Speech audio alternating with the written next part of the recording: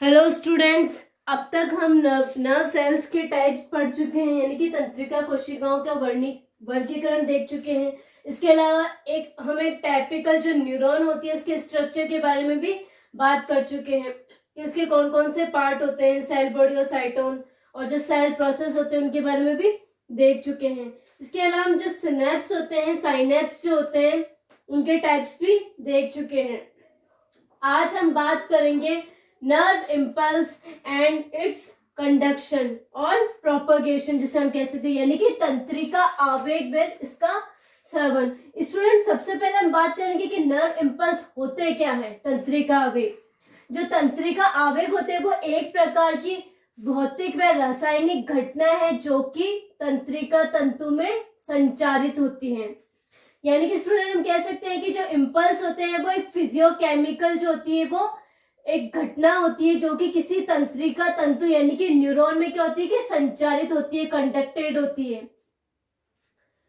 Then student, अगर हम बात करें कि जो इम्पल्स होते हैं उनमें 3 टाइप के स्टेजेस हम देखने को हमें मिलती है, जिसमें कि polarize stage, depolarize stage and repolarize stage. सबसे पहले हम बात करेंगे पोलराइज स्टेज, यानी कि पोलराइजेशन, जिसे भी हम कह सकते हैं ध्रुवीकरण। इसमें होता क्या, ये जो कंडीशन होती है वो हमें ड्यूरिंग रेस्टिंग स्टेज यानी कि विश्राम अवस्था में देखने को मिलती है कि प्रत्येक जो तंत्रिका जो तंतु होती है, जो न्यूरॉन होती है, वो रेस्टिंग के टाइम में क्या होती है कि पोलराइज होती है, यानी कि ध्रुवीकृत होती है। इसमें इस टाइम क्या होता है कि जो कोशिका कला यानी कि जो सेल मेम्ब्रेन होती है उसमें क्या होता है कि एक प्रकार का ऋणात्मक जो होता है वो वातावरण होता है, यानी कि वो क्या होती है कि सेल मेम्ब्रेन की जो आंतरिक जो सतह होती है वो कैसी होती है, नेगेटिव होती है। और ये जो नेगेटिव जो पोटेंशियल होता है, जो विभव होता है, वो अधिक देखा जा सकता है इस कंडीशन में। ऐसा क्यों होता है? क्योंकि इसमें क्या होता है कि पोटेशियम तथा जो सोडियम आयंस होते हैं उनका अनइक्वल डिस्ट्रीब्यूशन यानी कि असमान वितरण पाया जाता है। और इस असमान वितरण के कारण क्या होता है कि न्यूरॉन की जो सेल मेम्ब्रेन होती है, कोशिका झिल्ली, वो क्या होती है कि आंतरिक सतह पर अधिक ऋणात्मक होती है। विश्राम अवस्था यानी कि रेस्टिंग स्टेज में क्या होता है कि सोडियम पोटेशियम जो पंप होता है वो उसके थ्रू क्या होता है कि सोडियम आयन जो होते हैं वो कोशिका कला के द्वारा बाहर जाते हैं, जबकि जो पोटेशियम जो आयंस होते हैं वो क्या करते हैं कि अंदर की तरफ भेजे जाते हैं, यानी कि जो एक्सोप्लाज्म होते हैं उसमें भेजे जाते हैं। रेस्टिंग स्टेट के समय यानी कि विश्राम अवस्था के समय उत्पन्न जो डिफरेंस जो होता है, जो पोटेंशियल होता है, उसे क्या कहा जाता है, रेस्टिंग पोटेंशियल कहा जाता है या फिर मेम्ब्रेन पोटेंशियल भी कहा जाता है। और ये कितना होता है, -70 मिलीवोल्ट होता है। स्टूडेंट, अगर हम बात करें the basis of resting potential, यानी कि जो विश्राम विभव का जो आधार होता है, उसमें क्या होता है कि यदि किसी तंत्रिका कोशिका पर जो विभव विश्राम अवस्था में जो मिलता है, जो रेस्टिंग पोटेंशियल होता है, उसका जो कारण होता है वो क्या होता है कि कोशिका कला यानी कि मेम्ब्रेन जो होती है उसके दोनों तरफ उपस्थित आयंस में क्या होता है कि डिफरेंस के आधार पर होता है। यानी कि इनमें जो रेस्टिंग स्टेट में जो विभव होता है, जो डिफरेंस होता है, वो आयनों के डिफरेंस के कारण देखने को मिलता है। इसमें स्टूडेंट अगर हम बात करेंगे सोडियम, पोटेशियम क्लोराइड तथा इनऑर्गेनिक ऑर्गेनिक जो कंपाउंड्स होते हैं, उनमें क्या होता है कि इनमें से जो ऑर्गेनिक जो कंपाउंड्स होते हैं ये क्या करते हैं कि नॉन डिफिजिबल होते हैं, यानी कि अपारगम्य होते हैं। यानी कि इनमें क्या होता है कि जो इनकी जो कला जो मेम्ब्रेन होती है वो क्या होती है, इनके लिए क्या होती है कि अपारगम्य होती है, इम्परमेबल होती है। बाकी जितने भी जो आयंस होते हैं, जैसे सोडियम क्लोराइड तथा पोटेशियम, ये सब क्या होते हैं कि न्यूरॉन के ये सब परमेबल होते हैं, यानी कि ये क्या करते हैं कि न्यूरॉन मेम्ब्रेन से होकर के डिफ्यूजिबल हो सकते हैं। यानी कि इनमें ये कह सकते हैं इनके लिए जो सेल मेम्ब्रेन होती है इन आयंस के लिए एक सेलेक्टिव परमेबल यानी कि चयनात्मक क्या होती है कि पारगम्यता, इनसे क्या होता है कि आ जा सकते हैं इस मेम्ब्रेन से। और स्टूडेंट अगर हम बात करें डोनन्स थ्योरी ऑफ इक्विलिब्रियम यानी कि इनके साम्यावस्था की, तो इनके सिद्धांत के अनुसार साम्यावस्था क्या होती है कि आयनों का क्या होता है कि कोशिका कला के बाहर तथा अंदर अंदर की तरफ क्या होता है, इनर साइड में क्या होता है कि इक्वल वो जो होता है वो एक संतुलन की अवस्था देखी जा सकती है। डोनन के सिद्धांत के अनुसार क्या होता है कि यदि मेम्ब्रेन के दोनों और पारगम्य आयंस के साथ साथ जहाँ पे एक और अपारगम्य यानी कि इनऑर्गेनिक ऑर्गेनिक जो कंपाउंड्स हो, अगर वो इम्परमेबल आयंस हो तो उनमें क्या होता है कि ऐसे सॉल्यूशन में क्या होता है कि वैद्युत उदासीनता यानी कि इलेक्ट्रिकल न्यूट्रलिटी प्राप्त हो सकती है। इनमें क्या होता है कि अंदर व बाहर के डिफ्यूजिबल यानी कि विसनीय धनात्मक तथा ऋणात्मक जो आयन जो होते हैं इनके गुणांक जो होंगे वो बराबर होंगे, या फिर हम ये कह सकते हैं कि किसी भी और धनावेश आयन का जोड़, यानी कि एक तरफ क्या होता है कि धनावेश जो आयन का जोड़, जैसे कि बाहर की तरफ जैसे कि सोडियम तथा पोटेशियम धनावेश का जो आयन होता है वो ऋणावेश के आयन्स यानी कि हम ये कह सकते हैं जैसे कि ऑर्गेनिक कंपाउंड और क्लोराइड इनके आवेशों इनके आयनों के बराबर होता है। देन हम बात करते हैं नेंसर्ट इक्वेशन। नेंसर्ट जो इक्वेशन होती है ये क्या होती है, इक्विलिब्रियम पोटेंशियल यानी कि साम्यावस्था जो डिफरेंस जो पोटेंशियल होता है विभव होता है उसके लिए उत्तरदायी होती है। यह वह समीकरण होती है जिसके द्वारा पारगम्य कला के किसी भी और क्या होता है कि किसी भी प्रकार के आयनों का पृथक रूप से इक्विलिब्रियम पोटेंशियल ज्ञात किया जा सकता है, जिसमें कि ये इसका फॉर्मूला है। यहाँ पे ई का मतलब क्या होता है, इक्विलिब्रियम पोटेंशियल होता है। आर क्या है, गैस कांस्टेंट होता है। टी टेम्परेचर है। एफ क्या है, यहाँ पे फेराडे है। और जो जेड है वो क्या है, आयन की वैलेंसी है। और इसी तरह हम बात करेंगे ऊपर की तरफ जो आयन्स अगर हम ओ से डिनोट कर रहे हैं यानी कि सेल के आउटर तरफ, सेल मेम्ब्रेन के आउटर की तरफ आयनों की सांद्रता से है। और यहाँ पे क्या, इन आयन, आई का मतलब क्या है, सेल के अंदर आयनों की सांद्रता से। आगे हम बात करेंगे origin of nerve cell membrane potential यानी कि तंत्रिका कोशिका कला के विभव का उद्भव जिसे हम कह सकते हैं कि ओरिजिन। स्टूडेंट, अगर हम ये माने कि मेम्ब्रेन जो होती है नर्व सेल की, न्यूरॉन जो मेम्ब्रेन होती है तंत्रिका कोशिका के बाहर और अंदर, अगर आयंस का वितरण जो हो अगर वो समान हो जाए तो इससे क्या होगा कि जो मेम्ब्रेन जो होगी उसके ऊपर कोई भी पोटेंशियल नहीं होगा, वो एब्सेंट रहेगा यानी कि शून्य रहेगा। लेकिन ये ऐसा नहीं होता है। नॉर्मल स्टेज में भी क्या होता है कि मेम्ब्रेन के ऊपर एक पोटेंशियल होता है और इसका जो मुख्य कारण होता है वो क्या होता है, सोडियम पोटेशियम पंप की उपस्थिति। सोडियम पोटेशियम पंप में क्या होता है कि जो सोडियम जो आयंस होते हैं वो क्या करते हैं, उनका तो कोशिका के बाहर गमन होता है, जबकि जो पोटेशियम होते हैं वो सेल के अंदर की तरफ गमन कर जाते हैं। इसमें क्या होता है कि सेल के बाहर की तरफ क्या होता है कि पॉजिटिव हमें देखने को मिलता है चेंजेस, जबकि सेल के अंदर हमें नेगेटिव पोटेंशियल यानी कि ऋणात्मक विभव देखने को मिलता है। तो इस पंप की वजह से, सोडियम पोटेशियम पंप की वजह से क्या होता है, इलेक्ट्रोजेनिसिटी जो होती है यानी कि आवेश उत्पत्ति, ये क्या होती है, कला विभव यानी कि मेम्ब्रेन पोटेंशियल का एक एग्जाम्पल है। स्टूडेंट, इस पंप में होता क्या है जनरली, सबसे पहले हम बात करते हैं कि तंत्रिका कला में क्या होता है कि सोडियम पोटेशियम पंप जो होता है वो, या फिर जिसको हम एक कैटायन यानी कि एक धनायन पंप भी कह सकते हैं। इसमें क्या होता है कि 3 सोडियम आयन जो होते हैं वो कोशिका के अंदर से क्या होता है कि बाहर की तरफ जाते हैं यानी कि बाहर की तरफ मूव कर जाते हैं, जबकि 2 जो पोटेशियम आयन होते हैं वो बाहर से सेल के अंदर की तरफ मूव करते हैं। 2 तो अंदर होते हैं और 3 सोडियम आयन जो होते हैं वो बाहर चले जाते हैं। इसके परिणाम स्वरूप क्या होता है कि सेल के अंदर की तुलना में बाहर जो होती है वो 50% अधिक क्या हो जाता है, उसमें धनात्मक आवेश उत्पन्न हो जाता है। क्यों? क्योंकि जो लगातार जो सोडियम आयंस होते हैं वो बाहर की तरफ गमन करते हैं। इसकी वजह से क्या होता है कि बाहर का जो एनवायरनमेंट होता है वो पॉजिटिवली चार्ज हो जाता है। इसके अंदर स्टूडेंट हम सेकंड पॉइंट ये बात करें कि जो सोडियम पोटेशियम जो पंप होता है उसको एनर्जी के लिए यानी कि ऊर्जा के लिए जो एनर्जी मिलती है वो किसके फॉर्म में मिलती है, एटीपी के फॉर्म में मिलती है, यानी कि कार्य करने के लिए जो एनर्जी मिलती है। और ये जो इस पंप का जो ऊर्जा का जो वाहक होता है यानी कि एनर्जी का जो कैरियर होता है उसे सोडियम पोटेशियम एटीपेस कहा जाता है। ये जो सोडियम पोटेशियम जो एटीपेज होता है, जो पंप होता है, वो दो प्रोटीन मॉलिक्यूल से मिलकर के बना होता है, जिसको कि ग्लोबुलिन तथा ग्लाइकोप्रोटीन कहते हैं।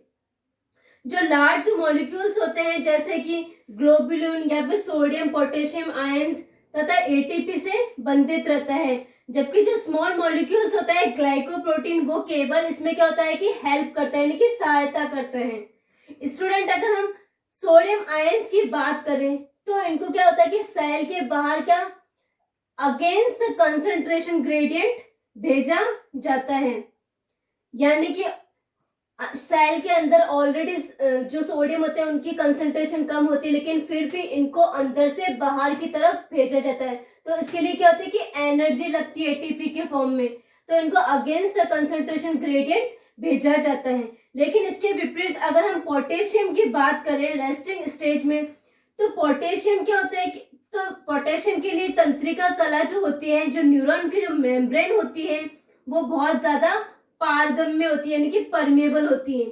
सोडियम के लिए कम पारगम्य होती है, लेकिन पोटेशियम के लिए अधिक परमेबल होती है। तो इस वजह से क्या होता है कि इसकी वजह से जो आसानी से क्या होता है कि जो पोटेशियम जो आयंस होते हैं वो इजीली क्या हो सकते हैं कि कोशिका कला के बाहर जो होते वो विसरित कर दिए जाते हैं, यानी कि वो सांद्रता प्रवणता कंसंट्रेशन ग्रेडियंट की वजह से क्या होता है कि डिफ्यूज्ड कर दिए जाते हैं।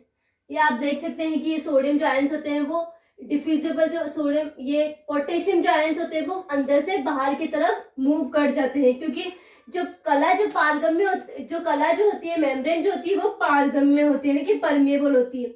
इसके बाद स्टूडेंट अगर हम बात करें कि नर्व फाइबर्स के अंदर कुछ ऋणात्मक आयंस यानी कि नेगेटिव आयंस भी पाए जाते हैं, जो कि क्या करते हैं कि न्यूरॉन के मेम्ब्रेन के आर पार या तो बिल्कुल भी आ जा नहीं सकते हैं या फिर बहुत कम मात्रा तक आ जा सकते हैं, मतलब ना के बराबर।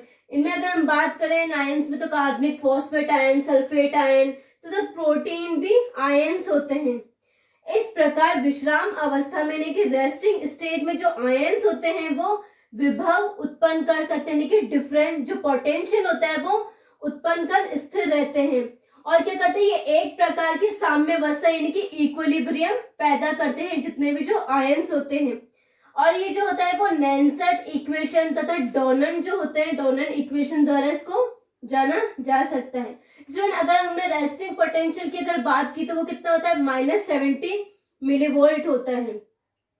इसी के साथ स्टूडेंट अगर हम बात करें कि जब जब पोटेशियम को अंदर की तरफ धकेला जाता है एक पंप के थ्रू, तो उसमें क्या होता है कि उसी समय पारगम्यता अधिक होने के कारण जो पोटेशियम जो आयंस होते हैं वो वापस क्या करते हैं अंदर से बाहर की तरफ चले जाते हैं। तो स्टूडेंट अगर हम देखें कि सेल के अंदर की तरफ यानी कि इंटीरियर साइड में अगर पोटेशियम की सांद्रता किस प्रकार रहती है, मतलब किस प्रकार वो नियमित बनी रहती है, तो इसका कारण क्या होता है कि सेल के अंदर क्या होता है कि हाई नेगेटिविटी होना यानी कि उच्च ऋणात्मकता होना, जो कि क्या करती है कि पोटेशियम पंप द्वारा उत्पन्न होती है। ये पोटेशियम पंप क्या करते हैं बाहर से धनात्मक पोटेशियम आयनों को क्या करते हैं अपनी तरफ अंदर की ओर खींच लेते हैं या आकर्षित करते हैं।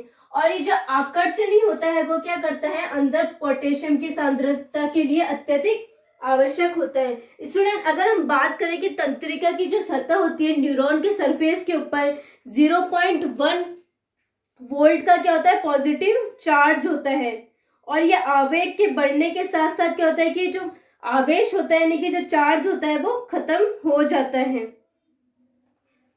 कंडक्शन ऑफ नर्व इम्पल्स यानी कि तंत्रिका आवेग का संचरण। स्टूडेंट नॉर्मली विश्राम अवस्था यानी कि रेस्टिंग स्टेज में क्या होता है कि जो मेम्ब्रेन होती है वो अपने पोलराइज्ड कंडीशन में होती है। इन द सेंस हम कह सकते हैं कि न्यूरॉन की जो मेम्ब्रेन होती है जो कोशिका कला होती है उसकी आंतरिक सतह कैसी होती है ऋणात्मक होती है। और इसके अलावा दूसरा हम कह सकते हैं कि तंत्रिका तंतुओं में वोल्टेज गेटेड जो आयन चैनल्स होते हैं वो क्या करते हैं इन नर्व फाइबर्स को उत्तेजनशीलता का गुण प्रदान करते हैं। स्टार्टिंग में इनिशियल हम स्टेज जो कह सकते हैं जो रेस्टिंग स्टेज उसको पोलराइजेशन स्टेट कहा जाता है कि ध्रुवीकरण भी कह सकते हैं। सेकंड अगर हम बात करें डीपोलराइजेशन के बारे में, यानी कि विध्रुवीकरण। तो स्टूडेंट, विध्रुवीकरण की क्रिया में क्या होता है कि जो सोडियम पंप होता है वो रुक जाता है। और ऐसा क्यों होता है कि नर्व फाइबर्स को जैसे, यानी कि जो तंत्रिका जो न्यूरॉन्स होती है उनको जैसे ही स्टिमुलेट किया जाता है, यानी कि जैसे कोई आवेग दिया जाता है, वैसे ही जो मेम्ब्रेन होती है वो विध्रुवित हो जाती है, कि डीपोलराइज हो जाती है।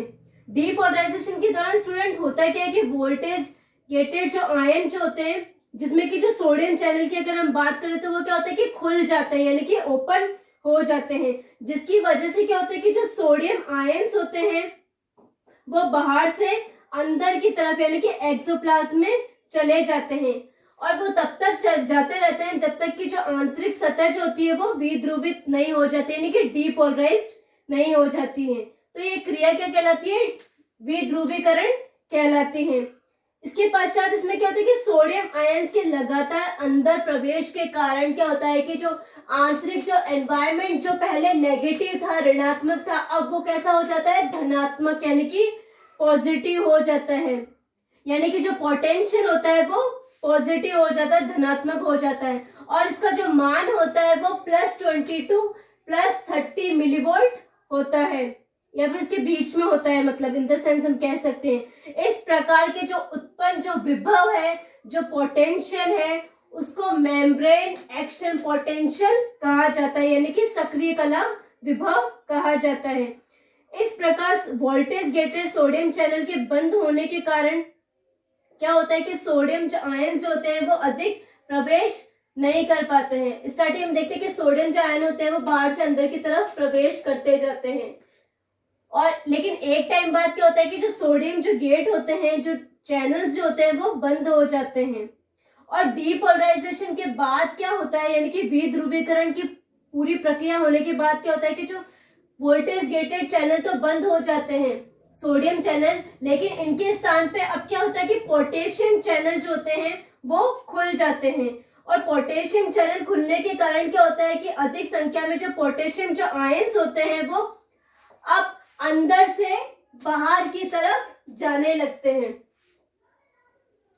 जो पोटेशियम जो होते हैं वो अंदर से बाहर की तरफ जाने लगते हैं, जिसके कारण क्या होता है कि जो आंतरिक जो सतह होती है मेम्ब्रेन की, वो वापस क्या हो जाती है? पोलराइज्ड हो जाती है, यानी कि उसका क्या हो जाता है कि ध्रुवीकरण हो जाता है, वो ध्रुवित हो जाती है। तो इस प्रोसेस को क्या कहेंगे हम? रीपोलराइजेशन, यानी कि पुनः ध्रुवीकरण में क्या होगा कि वापस जो आंतरिक सतह होगी वो ऋणात्मक हो जाएगी, और आउटर जो साइड है, यानी कि कोशिका मेम्ब्रेन की जो बाहर की सतह है वो कैसी हो जाएगी? धनात्मक हो जाएगी। और इस प्रकार हम कहेंगे जब इस कंडीशन में क्या होगी, सोडियम जो पोटेशियम जो पंप होता है वो वापस पहले की भांति शुरू हो जाएगा। इस तरह हम से बात कर सकते हैं कि पोलराइजेशन, डीपोलराइजेशन तथा रीपोलराइजेशन की क्रिया होती है किसी भी नर्व इंपल्स के कंडक्शन के दौरान। स्टूडेंट, देन अगर हम बात करेंगे किसी के नर्व इंपल्स, यानी कि तंत्रिका आवेग जो होते हैं वो 200 मीटर प्रति सेकंड की दर से आगे बढ़ते हैं। यानी कि जब किसी तंत्रिका तंतु या नर्व फाइबर को स्टिमुलेट किया जाता है, उद्दीपित किया जाता है, तो उनमें क्या होने वाले, उनमें संचारित होने वाले जो आवेग होते हैं वो 200 मीटर जो होते हैं प्रति सेकंड की दर से आगे बढ़ते हैं। अनियत तापी, यानी कि कोल्ड ब्लडेड अगर हम एनिमल्स की बात करें, इसके अलावा धीरे चलने वाले जो प्राणी होते हैं उनमें क्या होता है कि उनकी तुलना में अधिक जो होते हैं, अधिक तेज गतिशील जो प्राणी होते हैं या फिर वार्म ब्लडेड होते हैं, उनमें क्या होता है कि जो क्रिया होती है वो अत्यधिक होती है। तंत्रिका आवेगों की जो बढ़ने की जो दर होती है वो बहुत ज्यादा दिखाई देती है। लंबे जो न्यूरॉन्स जो होते हैं, यानी कि लॉन्ग जिनकी लेंथ होती है, उनमें क्या होता है कि जो कंडक्शन जो आवेग होता है, इम्पल्स होता है, वो बहुत ज्यादा तेजी से आगे गति करते हैं। देन स्टूडेंट, हम बात करते हैं कि तंत्रिका के श्वसन के लिए, यानी कि जो नर्व होती है उसके रेस्पिरेशन के लिए जो एनर्जी होती है वो कार्बोहाइड्रेट के ऑक्सीडेशन से प्राप्त होती है। ऑक्सीजन की एब्सेंस में लैक्टिक एसिड जमा हो जाती है, ऐसा ग्लाइकोजन के उपयोग के कारण होता है। जो तंत्रिका तंतु को उद्दीपन करने से उपापचय की जो क्रिया होती है वो भी तीव्र हो जाती है, जो कि क्रिएटिन फॉस्फेट के रूप में संग्रहित रहती है, यानी कि स्टोरेज रहती है।